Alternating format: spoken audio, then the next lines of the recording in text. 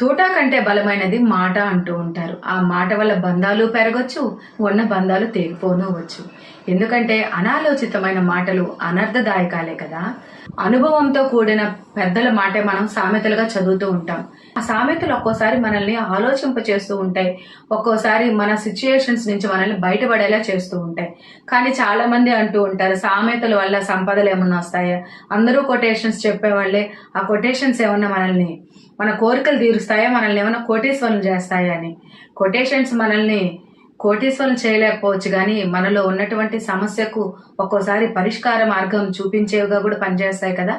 ఏమో ఏ మాటలో ఏ అర్థం దాగి ఉందో, ఏ మాటలో ఏ అవసరం తీర్చే శక్తి ఉందో మనకు తెలియదు కదా. అందుకే మాట మంచిదైతే మరణాన్ని జయించలేకపోయినా మనశ్శాంతినిస్తుంది అంటూ ఉంటారు. అందుకే మంచిగా మాట్లాడదాం, అందరితోనూ మంచిగా ఉండడానికే ప్రయత్నం చేద్దాం. ముఖ్యంగా పిల్లల్లో మంచి ఆలోచనలు రేకెత్తించే విధంగా, మంచి ఆలోచనలు చేసే విధంగా చేయాల్సినటువంటి బాధ్యత తల్లిదండ్రులుగా మన మీద ఉంది కదా.